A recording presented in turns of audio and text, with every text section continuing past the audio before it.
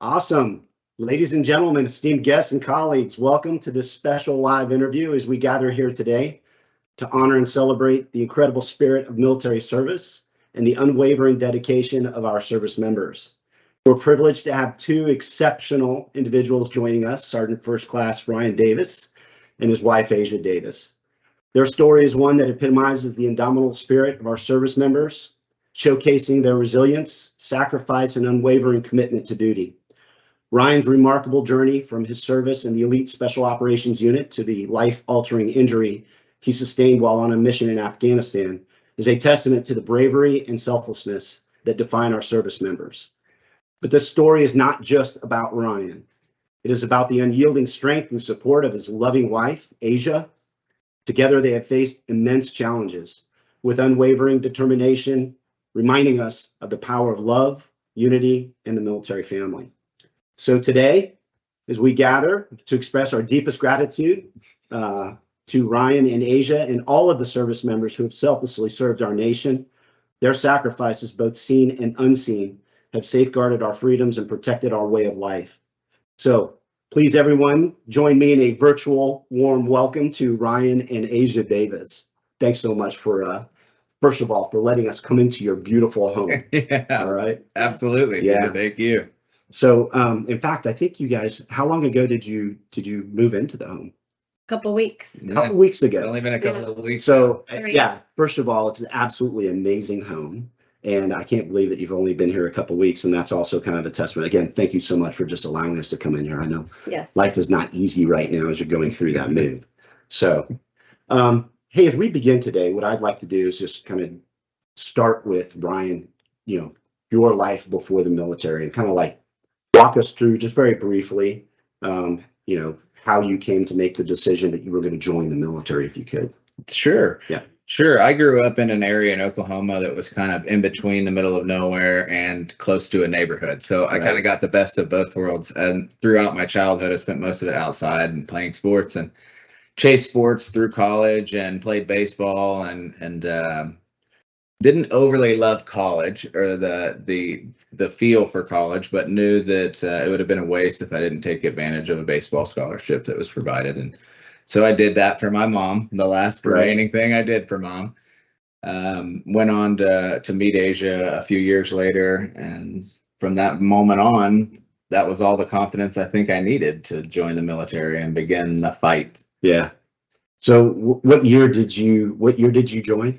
I joined in 2011. Okay. Yeah. Do you remember how, what did you actually go down to the recruiting station or how did you go through the process? I did. How did you even find out about, did you look up your phone book? Yeah, phone books like that? I guess they looked it up. They did. It was right down the street from your house. It was right down the street. Asia and I were staying in this remodel. I'm during that childhood time in Oklahoma, we had 11 flip houses. Oh, wow. So yeah, we moved 11 times in high school and never left the area code. So my mom was always working. We kind of came from humble beginnings and whatnot. Yeah. So they were always doing something. And my first house was a flip house. That I don't know. Evidently, I got brainwashed into the flip house, and that's where Asia and I probably bonded the most. It was just horrendous house full of construction and mayhem, and that's where we fell in love and decided that the Army was us.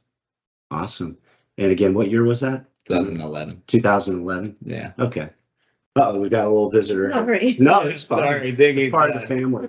He's nosy. He doesn't want to be left out. Yeah. That's awesome. Hey there, Zig. Hey, Ziggy. Hey there, Zig. So the when you decided to join the military, you weren't going into special operations. You just mine was sheerly a token for our country. Like, hey, I'm going to do something for this country because this is a beautiful country and I got a great run at things and I got a good footing underneath myself. I want to do my effort for the country, and the way I want to do that is get after bad guys. That would be the way to make the world a better. Were you guys married before you joined? No. Okay. So wait a minute. So he brought this to you before you guys actually got. Wow. Okay. Sure. So Asia, talk me through that. I mean, what because did he ask you or just did he come and tell you? He did. And I put up a video of a little girl and her dad coming in and just crying. I was like, no, you cannot do this. And then I went home though the next day and we were just dating probably only for about a year. And I just said to myself, like, well, if I would want to be a lawyer, I was a teacher at the time. Yeah. And if I wanted to become a lawyer and I went to him and I was like, hey, I want to switch my entire life around. I'm going to become a lawyer. And if he told me no, I'd be like, no, like, Yeah. I'm not going to be with you anymore. Right. I'm going to go be a lawyer. So then I called him up the next day and I was like, no, you need to join. He was like, really? And I was Yeah. like, yeah, 100%. Go to the recruiter's office, go join. So, yeah. Then I'll Really be the my- only one that had my back there for a while. Yeah. Your family was not really thrilled with the idea. Well, it's just sometimes some people and in some different generations consider the army to be a lack of options or maybe a choice of only two bad options. That wasn't necessarily the case for me and my family. Amidst my grandfather's support in World War II and my uncle's support in Vietnam, it fell somewhere in between there. Yeah. And so this was something that you just felt like, hey, this was going to be right for you. It was. I think that I wasn't going to be able to compete for myself and my own success for very long at all. Yeah. That was not a steady stream of production that I found Right. myself in. Wasn't where you wanted to be. Yeah, I mean, it was a sense of wealth Right. that only measured dollar. I wanted a sense of wealth that you can die with. Okay. So you were actually making good money though, doing what you Yeah. guys were doing. Yeah, we were selling. It was a lot easier. I was flipping a house, so I had enough money to flip a house. Right. So I wasn't like a millionaire, but I You were walked away doing- from He was a doing promising yeah. career to serve the country. Yeah. But he would sit there at his office because he was right next to a hospital, and he would sit at the office and he would just send me a text and be like, I'm miserable. Like I'm just sitting here watching a helicopter land and not land, like The just take airplane off. hospital right Yeah. across the. And I was finally just like, go do something. So literally went down like a list of things, like the crab people out in the ocean. yeah. And I like gave him a list because he wanted to do something that was like dangerous but also rewarding because he's Yeah. like, you love what you do. And so I gave him a list and he was like, no. And then he wanted to become a firefighter. I was like, no, like that's not good. Yeah. And then military it was. But it was you just wanted a stronger sense of Yes. purpose. Sure. yeah, Yeah. he did. Sure. Awesome. Okay, so then you came into the military, Mhm. 2011. You went through basic and AIT at Fort Benning. You were an infantry Yeah. soldier. Yeah. Okay. And so you went through basic and AIT, and then so I was in the Ranger Regiment. I know that, especially with our junior enlisted folks coming into the military, it's like a pretty select group of folks. Sure. So how'd you come to end up in the Ranger Regiment? Well, see, the Ranger Regiment is what I thought the Army was, with Right. zero expectations of anything other than a World War II movie and maybe a story from Grandpa or something of Yeah. that nature. That was what I envisioned. And when I got in the military and couldn't find that, I seeked to Yeah. find it. Right. I did. I habitually line stepped until I found it, Right. and then once I found it, I committed to it, and I was all in about it. And Yeah. it was the 75th Ranger Regiment. Right. It was already in there. Yeah. I just didn't know what it was called. Awesome. And so you told me this story, but you committed to going to what's called RASP 2 Yeah. in 8 weeks. Yeah. Right. And then at the end of that, you were going to go ahead and get married. Yeah. That was the plan. Yeah. You were going to have a wedding. And so you committed all of this effort and energy to planning out a wedding based on the fact that you were going to graduate on time. The Because- graduation rate, I think, was 30%. Yeah. I think it was 30 30%. for 30%. And that's why I'm kind of laughing. I'm sitting here risky. laughing. Little Yeah. risky there, a little bit more risk than usual, but we were feeling it. Yeah. So young Ranger Davis is like, I'm going to do this. And- Gonna do it. But I guess you had a good incentive. You had the woman of your dreams waiting on the right. other side. That's You right. had to get her done. That's right. So that's awesome. So you made it through RASP 2, Mhm. graduated successfully. Yeah. And then you guys went and got married. Did you get married in? Florida. Yeah, Okay. 2 days we drove from Springs. graduation and got in the car and drove south that day. So I had the uniform on when I got to our That's funny. and rehearsal dinner. Yeah, we were late for our We were own- late to our own rehearsal dinner. But did you guys get married? We were already married. we were. Okay. We got married. This to was like- Justice Peace. this but was then- the No, official. yeah. you can't tell, Grandpa Right. got married to Justice Right. Peace, so we had to Right. Awesome. And you guys get a chance to do a honeymoon or anything? Or just We that was didn't it? do that till about 3 years Yeah. after Knox was born, and then we finally went to Jamaica and we had our honeymoon. So Those years were where I truly fell for Asia. Everyone says the first 2 years are terrible. So the first 2 years of our marriage, I went to RASP when we got selected, came home, got picked up rather quickly to be like a moving piece. Like, here's a machine gun, let's go, let's go. Yeah. Critical. And as that progressed, I got on the next deployment. 4 months, came home for about a week and went to Ranger School for about another 4 months. And I came home for about 2 months, and then I went overseas for another 4 months. Right. So in between that time, Asia, she became this power beast Ranger wife that was just like kids, and like adversity didn't exist there. And so that was when I really noticed that, like, how kind of awesome her support was. Yeah, that's great.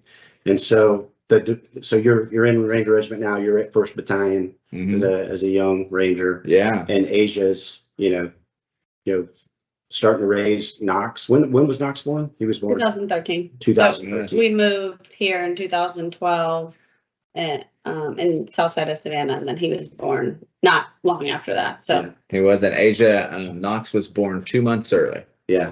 So Abe was in the hospital and we're worried. And that was when I first started to see both sides of humanity in such an elite unit of dudes. Yeah. Is, hey man, I know we're like super hard on you about doing super serious stuff, but your wife's in the hospital and we got some things. So go to the hospital and let us know. You know, that's an interesting parallel, because that's something I see at Schneider Electric. Honestly, our culture is all about, hey, look, you're going to produce, you're going to add value, and you're held accountable. But at the same time, hey, we're going to take care of you. It's your token. Yeah. It's your piece of the. So it's an investment in the people. Right. Yeah. No, he even went to work one day when Knox was still in the hospital, and my report date back from your 10 days of baby leave or whatever. They told him to go back. Yeah, I think it was Keys. I think it was Joseph Keys himself, and he looked at me and he said, "Go home and call me when your baby doesn't have jaundice." I think that's what he said. It was something that we didn't even know existed until later on when he got jaundice and we had to go back to the hospital. Yeah, and it was really that support from that side that showed me that the unit, though you are going to be of use, you're also going to be very taken care of. Right. So now you're in the Ranger Regiment. You're doing great things for your country. You're starting to progress through the ranks. You're doing rotations. How many deployments did you do? I did 5 deployments total. Yeah. Ranging from 4 months to 6 months, a small extension during one of them. And through that 5 deployments, the rotation probably made me stronger than any deployment did. Yeah. The stress on the family and the value at the end and the worth it and coming together and restoring parts of you and your focus really was great for us, I think. Yeah. And let's be honest, sometimes your wife wants you to go out of town for a while. But you can pretend that she doesn't, but that's like the one perk of being a Ranger wife. Other than that, it's not very great at all. Other than, Well, what was it like, Asia? I mean, he's constantly, pretty predictable routine of schedule to know, but I got used to it. I was pretty used to him staying home for a period of time and then going. She's an independent woman though. She'll go to a restaurant and eat by herself. Right. And like the middle table. I'd rather get blown up again. I'm not lying, man. Her independence roars. I was okay. But when I met him in Oklahoma, now will go to lunch by himself. But before he was like, "You went to the movies by yourself?" And I was like, "Well, yeah. I didn't really hang out with the teacher friends, so." But yeah, I was okay with him deploying, and what was that like, though? Here your husband's going overseas, and I'm sure that there have been some that didn't come home from the unit, and so what was that like? It was hard, but you have a lot of friends, so it's just like they're your family, because I didn't have any family in Georgia, so I really just connected with all the women that were also at 175 that were in the same company, and really we just kind of like held it together. At first I was not one to ask for help, But once he deploys once, you're like, Yeah. no, if I need help, I need to ask for help. Yeah. So really, it's like they committed to a family. And even after he got blown up, there were so many people at my house within 10 minutes. So I just know that prior to that, they were awesome. I mean, and it was rough having to deal with him leaving, but I mean, that was his job. So I always, I knew that that's what he was going to do. And Yeah. No, that's Right. awesome. I think, learning to ask for help is really difficult. it's key. Oh, sure. Yeah, but Well, you you got have to, to. you got to learn how to Yeah. ask for help. Sure. And then, just like you said, that network, building a network of people that you can lean on. Right. Even if it's not asking for something physical, if it's something, just to bounce ideas. Right. Or if it's talk just to pick up your kid from school Yeah, or sure. just There'll be physical disposition at some point or another. You're gonna Something. have a flat tire, you're gonna have Yes. something, your husband's Yeah. gonna be deployed. There's at one point or another, you're gonna have to build yourself so that when those situations come up, like Asia and the girls do, like once Yep. a month, they go out Right. and do these classes Right. about how not to nuke their husband when they're upset or Yeah, and and, they did we do do a the same lot of that. classes. So there was Yeah. a lot of guidance along the way of some avenues that can be very Yeah. uncharted Yeah, if you're not absolutely. familiar with it. Yeah, and I love that aspect of like the mental health. A lot of people are kind of like, oh, you don't go there until you're broke. And, my thinking has always been, no, you want to go there to learn how to be Right. better. Yeah. Yeah. Being better tomorrow than we are today. I think Yeah. that's the end state for all of us Yeah. in general. No, I would agree. So Absolutely. Asia and I are trying to do that, and we still do that stuff It's each and awesome. every day. We kind of fell in love with it through the hard times, and then we're like, well, let's just keep applying Right. pressure to those areas that you're undoubtedly going to need Right. in the future. Awesome. And so you're doing great things in the Ranger Regiment. You were promoted up to the rank of squad leader, Yeah. right? So now you've got soldiers that you're responsible for, that you're taking into harm's way. You're responsible for their training. Mhm. You're responsible for everything. And you did all those deployments. You brought them back. But then in August of 2019, is when this tragic event happened. Can you share with us just kind of like, leading up to that and kind of how that unfolded? Yeah, for sure. It was an interesting deployment, just to give you kind of a shadow of the theater. It was kind of Trump's era of, hey, let's start peace treaty talks with the state of Afghanistan and the Taliban. Right. And though these things seem negotiable by speaking, that's not necessarily how that fight takes place on the ground. Right. Intensity usually flares up during these times. Right. And as we were extinguishing tensions, I was carrying a grenade to an enemy fighting position. In my old world, we called that closing with and destroying the enemy. Right. And on the way to that, an unexpected explosion that we can't really find the means to. It was either born in the IED in the wall next to me, or an enemy bullet hit the grenade on my head. But like as that night led up to that very moment, it was very normal. We had a very clear, concise picture of said bad guy at said location, and we were just going to grab. Right. It wasn't anything extraordinary. I thought our disposition on the battlefield was super safe, safer than most things that we had to negotiate back then. And so when that explosion went off, caught me at that moment of everything was perfect. And nothing could go wrong to that. I had the enemy bunker that was shooting at us. I had even staged everybody outside of its right. Yeah. So I had the avenue there. It was perfect. And the exfil route was already named, and I think that we were kind of headed there. That was the next step, and I needed to just suppress this element one more time, because it seemed to take 8 to 10 minutes for them to reapply like some sort of fire. I wouldn't necessarily say it was effective fire, maybe just like harassing fire, something you wouldn't want to send a pod through or a group of men through in the middle of the night. So that was the last thing I did for the United States Army, was grab that grenade and head on over. Yeah. So you guys were actually in contact up to that point? Yeah, we were taking effective fire at a secondary location, and the boys were taking care of that. Yeah. That sounded very handled on the radio. Yeah, everything was under control. Everything. Yeah. Everything. And timeline was still good. Yeah. Already had a lot of success finding the technical pieces we need to find already. So we had a lot of good stuff going. Right. And just for the audience too, to kind of, step back, your role in the Ranger Regiment and the Ranger Regiment's role in Afghanistan was to conduct kill capture raids. That's right. Of high value targets that were deemed members of nefarious organizations such as the Taliban or Al Qaeda or ISIL or whoever else, whatever threat network was there. And to your point, as they're getting ready to negotiate, each side is trying to grab a little bit more ground and be in a better position to negotiate. So that's where you guys were at. And then on this particular night, was it a Taliban target or was it an Al Qaeda target? Or? It was a Taliban target, and it was the first Taliban target I'd been on in a while. And I thought, because the Al Qaeda thing kind of took over there for a bit. It was the geographical disposition kind of enrolled, like you talked about. And I just thought that this was going to be a couple of old guys that were going to just about surrender. Kind of just do the thing, and it turned out to be something not so much. Sparse. But you guys were ready. But then this event happened. It did. And what's the next thing you remember? Looking down at my friends.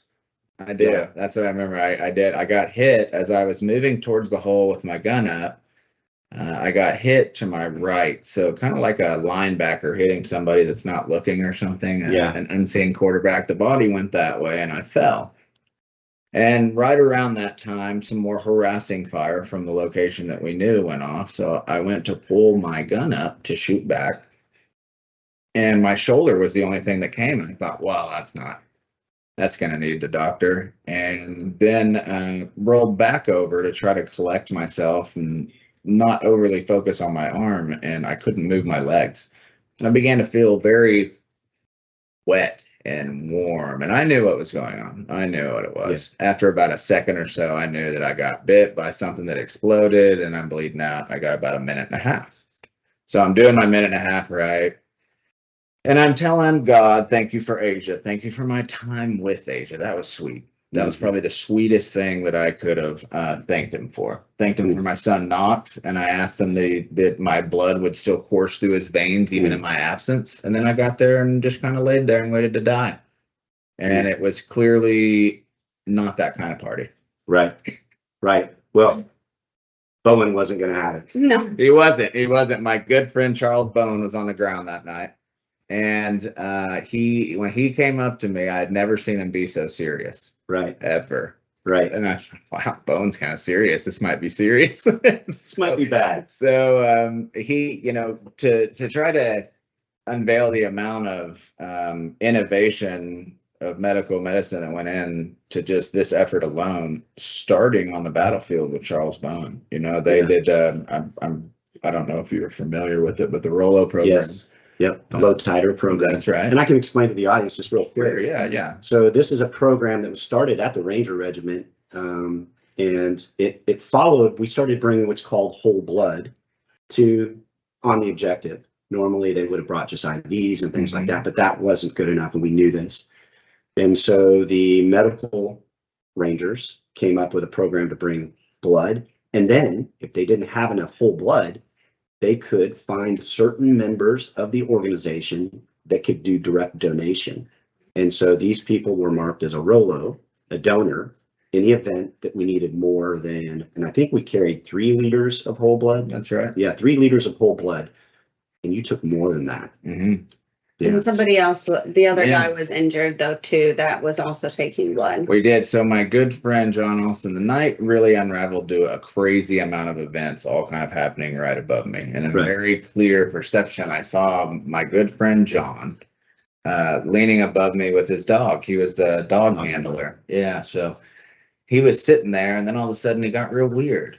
Yeah. Something was going on, and the dog, I could tell, those dogs don't like it when you start getting weird. Right. They think that something crazy's going on, and it started to attack him. And then I noticed he was holding his neck.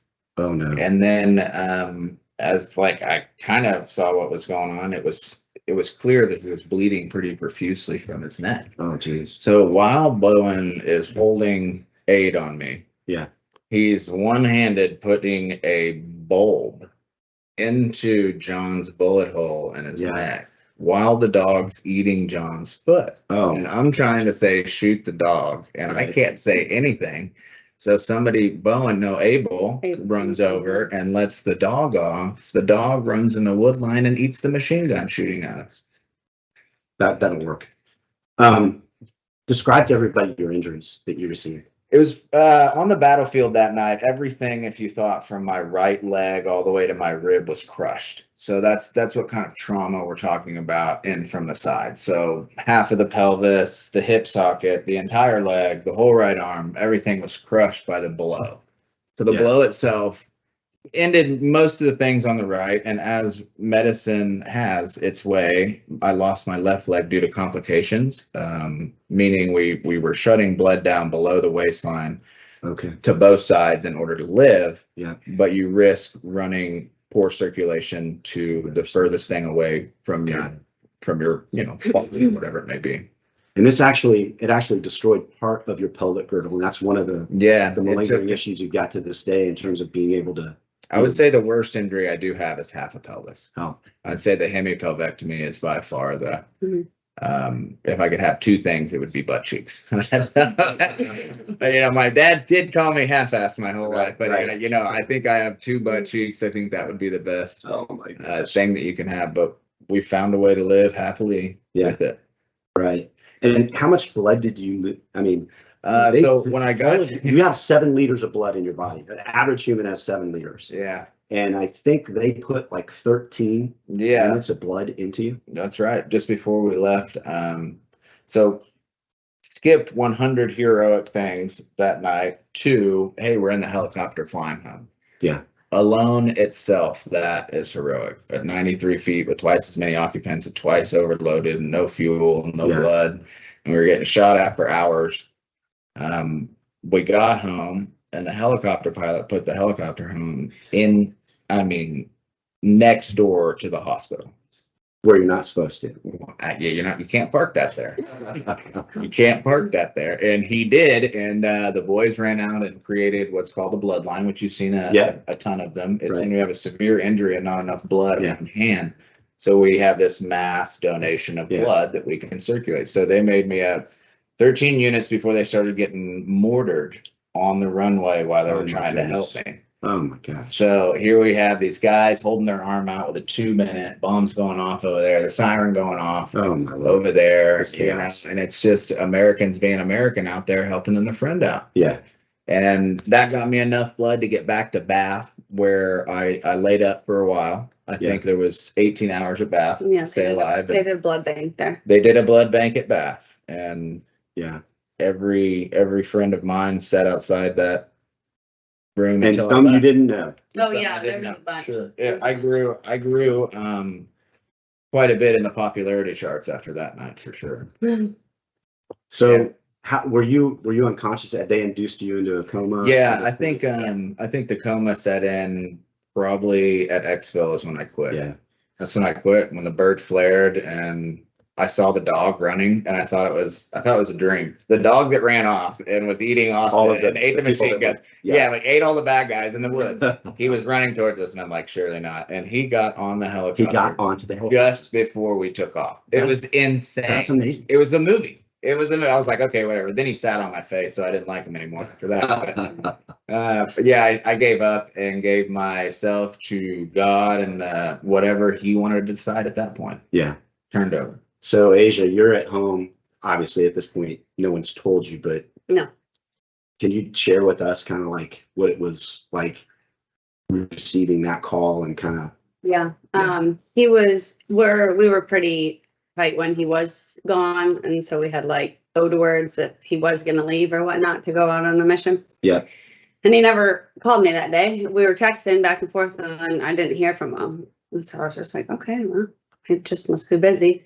And then I text Haley at like 10 o'clock, and I was like, hey, have you heard from your husband at all? That's another lady whose Yeah. husband works with Ryan. Yeah. Okay. And she didn't respond. And then I woke up again at 12, and I was like, still nothing. He normally texts around 12 if he did go out. And I woke up at 4, and I texted her again. I was like, hey, man, have you heard from your husband? Because normally he would be the one to like call her right away because she was younger, and she always wanted to know. And I was like, hey, man. So obviously, she didn't answer at 4 o'clock in the morning. Right. So I was like, all right, something happened. Don't know what. I was like, still no knock on my door. So I was like, it's fine. And then I was getting knocked ready to go to school and walking outside and I saw the 888 number pop up on my phone. I was like, oh, hey. And then it wasn't obviously Ryan. And so then I said, all he did was say, your husband got injured. I was like, well, can I talk to him? No. I said, is he conscious? No. Is he okay? No. Hmm. And I was like, well, is he going to make it? And they were like, we're doing everything that we can. Oh, geez. And I just lost it and I ran over to my neighbor's house. And then she talked to him and then kind of got the down low. And then, Yeah. And Knox is here with you at the time. yeah. And then So- Knox went to go with my neighbor. I mean, they all like, one of my best friends came over within 30 minutes, not even 15 minutes, Regina. And then my other neighbors came over to take Knox to school because Yeah. I was at Karen's. And then my other two really good friends came over and we just sat there while they were And calling. you have no idea what's going on at this point. No, How just long did it- besides he got, I mean, just Yeah. besides that he got injured and then Brown called me that Oh, Brown. it was, Yeah. yeah, it wasn't Yeah. that night, but maybe the next night. It was either that night or the next night. And he was just like, he went over there to see what was like what it was. And he was just like, I mean, he's alive. Like, we're going to get him out of here. Yeah. They're flying straight. They can't stop at Germany unless something's going on. Yep. I was like, okay, sounds good. And I was getting texts from the guys that were inside the hospital room and like, hey, they're doing this, they're doing this. He's still with us, blah, blah. And I was just like, okay. And then Brown was like, yeah, well, the doctors gave him 30% chance to live. And I was like, that's not very high. Yeah. He's probably not gonna make it. But like, I was like optimistic. I was like, okay, let's see, And then they were like, okay, well, he's stable enough to, because his left foot was still there. And he still had like half of his right leg when he showed up. So Right. this was injured, but it wasn't all taken Right. because they tried to do all that in Bath to try to get like his Salvage as much hip. as they Yeah. potentially could. Yeah. And then once he got back I mean, it was a horrible couple of 4 days, but that was a pebble into what? Came next. Yes. Yeah. Yeah. So. But now do you prepare for any of that? No, but you prepare for more knock on the door. I tell Right. everybody that, like, I Meaning feel- that your husband's been Yes. killed. Yeah, because every single time right before they deploy, they have a redeployment brief, and they always talk about that. Like, hey, Yeah. they may not come back. Yep, got it. But nobody prepares you for a phone call saying, hey, he's still alive, but you can't have Right. any communication with him. So how long was it before you were flown back to San Antonio, Yep. Yep. and then you were able to? I met him there the day And that he. This has got to flew be in. crazy though. You've got Knox, you're like, you've got He's- plans in life, and now suddenly you find yourself on a plane flying and trying to make arrangements, and Yeah. life is upside down. You have no certainty as to whether or not No. Brian's going to live. Yeah, I didn't bring Knox. I made the decision not to just because I didn't want, he was young still. Yeah. And I was like, I don't want him To go through that. to go through it. I wanted him to see how he was before he left. Like, that's what I just said. And people questioned, and I was just like, hey man, you gotta do what you have to do. And that was my choice. I'm glad I made it, Yeah. that decision. How long were you by his side before he actually? Good 3.5 weeks, I think, until I Yeah. got the tube out of my mouth, and I was Yeah. like, "Hey, Yeah. Almost. I had a bad dream." So when you woke up 3 weeks later in the Yeah, office, yeah. and was Asia there? Yeah. Yeah, she was. She was in Yeah, the room. right there by his side. Yeah. Awesome. So now you're back. Now you're awake, hmm and you're starting. Imagine, at this point now it's all starting to hit you as to the severity of your injuries. Sure. Are people talking to you? Are you able to are they No. talking to you and telling you, or are you just inside your mind Yeah. at this point? Yeah.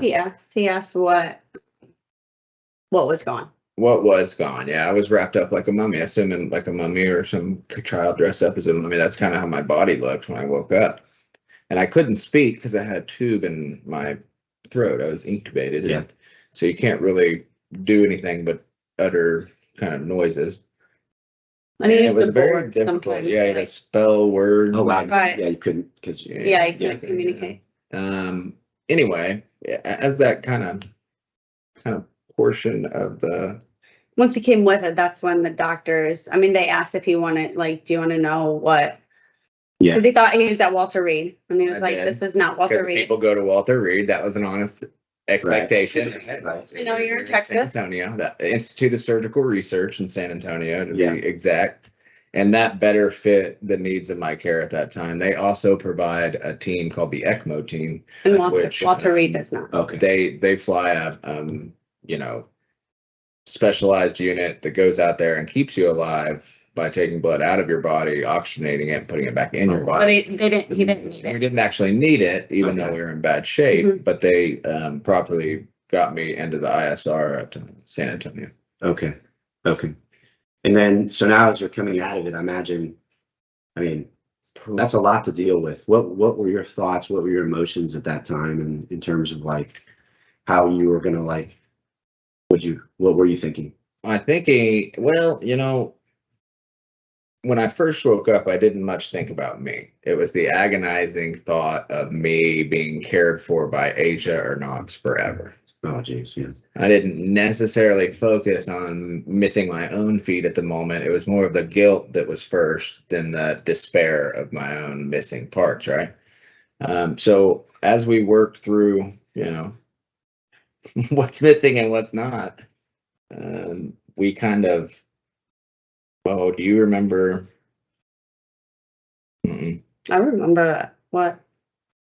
From when I woke up to the time that Knox and you had the house on post, how long was that? How long? It was December. So he got injured in August, and then he got out in December. Okay. So we So- played that game of dying for.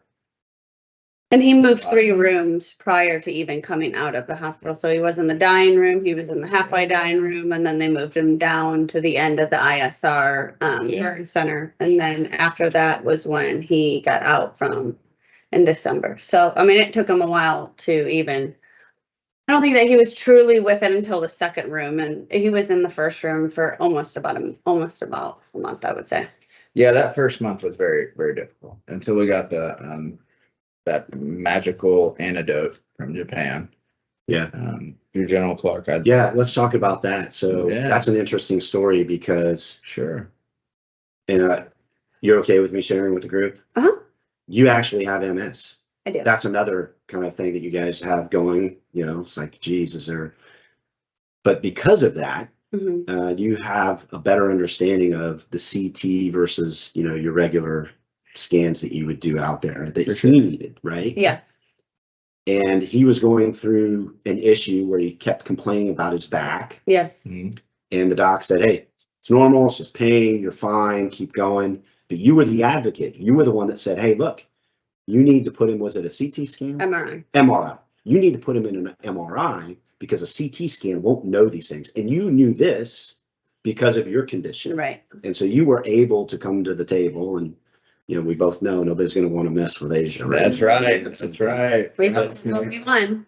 But you advocated, and they finally did Yes. do this. And then they were able to detect that he actually had. That's Osteomyelitis, right? That's My right. elbow. And this was after, like, he was out of the hospital on Christmas. That was after. It was our all first, of it's that. brand new. It was 5 days after we first moved in. Yeah. Right. Back in. But I mean, and we did a CT scan prior to him getting out the first time of, isn't, he probably doesn't remember, but they did it like what you get when you Right. have cancer, Right. to see what lights up. And he had like 2 spots on his leg that lit up. So they had to go in there and take out all that on his left leg. But other than that, nothing else lit up. So they were like adamant, like, Yeah. Nothing, It came nothing, in. nothing, Yeah. nothing. So, Yeah.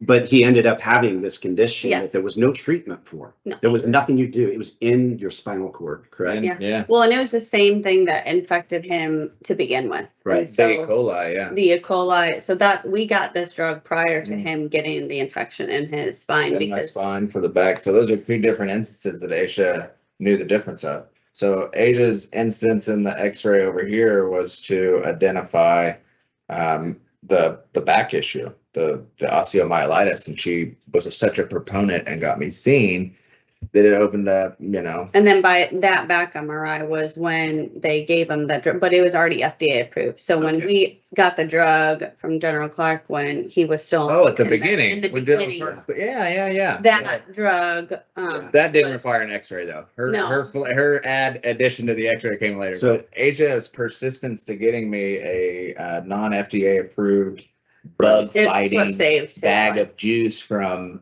Japan That was that the only showed up place one night. Yeah, and it's green. And my wife's like clapping behind him, like, here it is, it's over. That's definitely antifreeze. Yeah. I'm going down.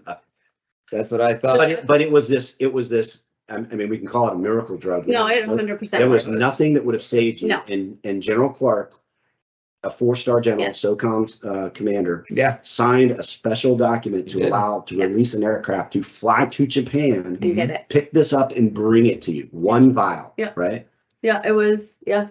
And it worked. I mean, because they kept cutting at him. I mean, it sounds Yeah. morbid, but they did. Like every other day we would come in Surgery. and they would Surgery. say, well, this was gone, this was gone. And I remember looking at Greg and I was like, if that hand goes, like, it just can't. Like, you've lost so much. Like, he wouldn't want to live. It would be Yeah. tough, like losing hemipelvectomy, right, your entire body, you know. And then if this starts going, like the left foot already went, I was like, there has to And be it did something. swell. It was blue. It was big and blue. Your hand. Oh, Yeah. yeah. And that's why I was just like, there has to be something out there that can kill this. And she was just like, nope.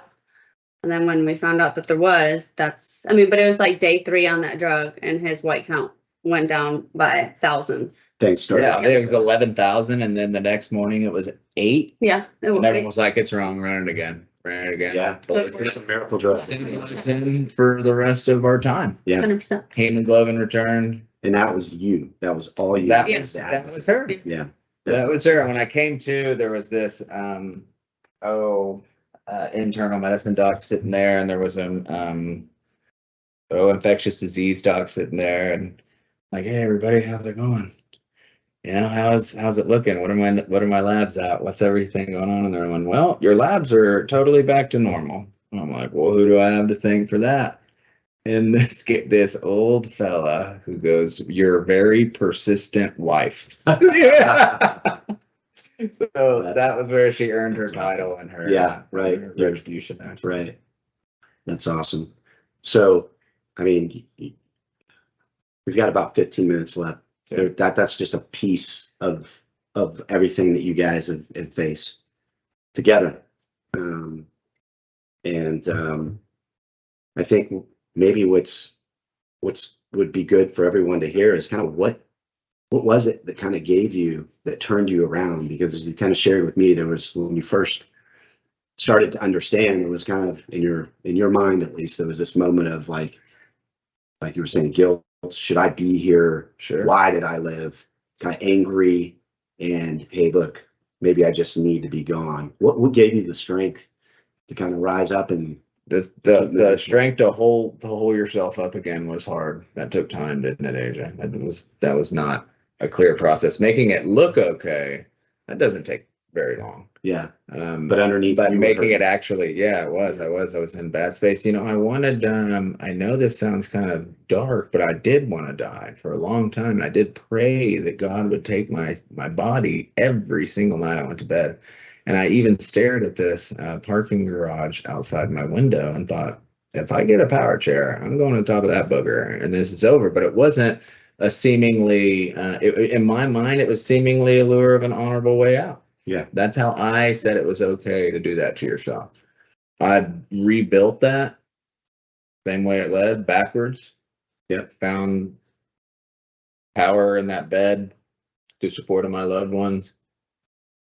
Before I left San Antonio, that very place where I said I was going to kill myself, where I had coffee every morning, got my day together, said a little prayer. So you can go backwards. Some people are scared, and not knowing where to go. But if you find yourself somewhere like that, I would lean into God and the ones you cherish very much so, and you know, away from, no matter how manly it is, like a Viking wanting to die after a victorious battle, you know. That's what I saw myself for so many months, and so much agony and despair that I wore for that very feeling. You don't have to feel that way. Amen. It's awesome.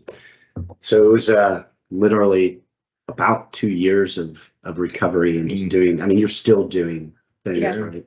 And you're still faced with a lot of pain. You had to go through the whole thing, and we talked about this with the drugs that they were giving you, and you can't help it. It's not that you want to, but your body's going to get addicted, and then you've got to figure out how to, get clean. Not that, you did anything wrong, but you got to get your body clean. And that, you told me that was like one of the most difficult things that you ever been through. So you're going through all of this, and, you're finally, a little bit further down the road, you're in this beautiful house. Yeah. You've got an awesome wife, you've got awesome, I saw your boy the other day. He's a good looking young man. Yeah, and, thank you. He's a good kid. And so much, but what would your message be, even for folks that, outside the military and whatnot, what would your message be in terms of how do you turn it around? What do you look for? What is it that you did? It's important to have your expectations right before you begin. And I don't necessarily mean that in the sense of effort. I mean that in the sense of what's going to come back to you immediately. You have to know that you know this almost better than anybody does. When your general security is starting to take stress in a certain area, you understand we have to, you reinforce that. And then after you win what's causing that stress, you reinforce that again. So it's really, some days are just holding the line. Right. And that's the win. Yeah. Just not losing to the other side. That's the win. Yeah. And some people get caught up in their expectation of, I'm going to turn my life around. And they think tomorrow it's just going to be all better. Yeah. But it's not. You're going to have to pay that every day. And if you pay to feed the right animal inside of you, you'll get the right manimal or woman animal, whatever it may be. But that positive reimbursement to yourself, and then knowing that through all of this, you will find happiness, and not just a sliver of it, but you'll be able to design your own happiness. You'll be able to tell what happiness is to you. That's the power that all of this comes with an awful baptism of an extreme amount of adversity, and you overlay things like opioids and military medicine behind it. And of course it becomes very challenging, but I think what made our adventure so purely is we never gave up on each other. Amen. And I would give up on myself and just be like, Asia can do it. I'll just lay here and want to die. And she carried those very burdens that are American burdens. A lot of times wives leave their husbands when things like this happen. And I saw it a number of times when I stay in the hospital. And I even feared for a moment that it would happen to me.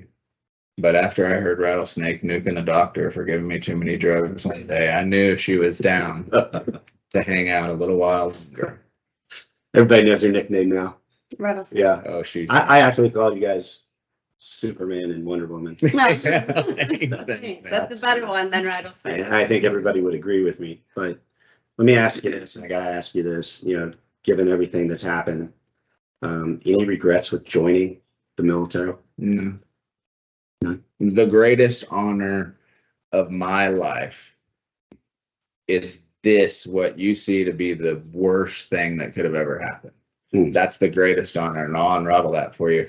The sense I get of American fulfillment when America and its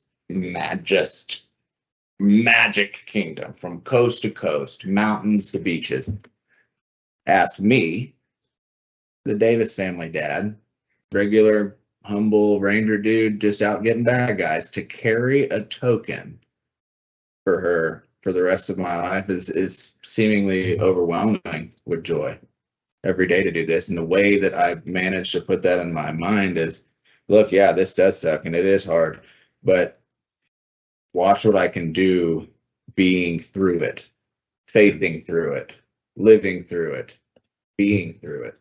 All of that is kind of a, how do we say?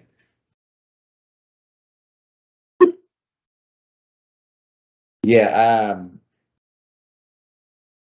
this may seem at times like that could be so terrible, but for everything that it can be terrible, it gives you that much power on the other side. That's awesome. That's awesome. Yeah. Well, I tell you guys, I really appreciate, again, allowing us to come into your house, sharing your story with us. Well, let me ask one more question. What would you tell young men and women who are thinking about joining? I would do it. Yeah. It'd be the greatest thing you could ever do is to go serve your country. If you wanted to serve your country, if you just want to go do something, just go do something. But the country itself does need your support. Awesome. And it is our country. Yep, it is. Amen. These burdens are not just mine, believe it or not. I fall in that yard over there all the time. And the neighbors run over and like, come help my wheelchair get out of the dirt. These burdens will be all of ours to carry, and that's the commonality in it. Awesome. Well, again, you guys are fantastic Americans. Love you both. Thank you for letting us come into your house, sharing your story with us. In my closing comments, I'll just say thank you, Ryan and Asia Davis, for sharing your inspiring story with us today. Thank you for your service, your sacrifice, and for being shining examples of the strength within our military community. Your presence here today is a true honor, and we are privileged to learn from you both. We extend our gratitude to everyone who joined us in this event, taking the time to honor and appreciate our military service members. And a special thanks goes out to all our Schneider Electric colleagues who have served and continue to support our military. As Veterans Day approaches on Saturday, November 11th, 2 days from now, I would like to encourage you all to come together and celebrate in our communities. Thank you once again, and have a wonderful day.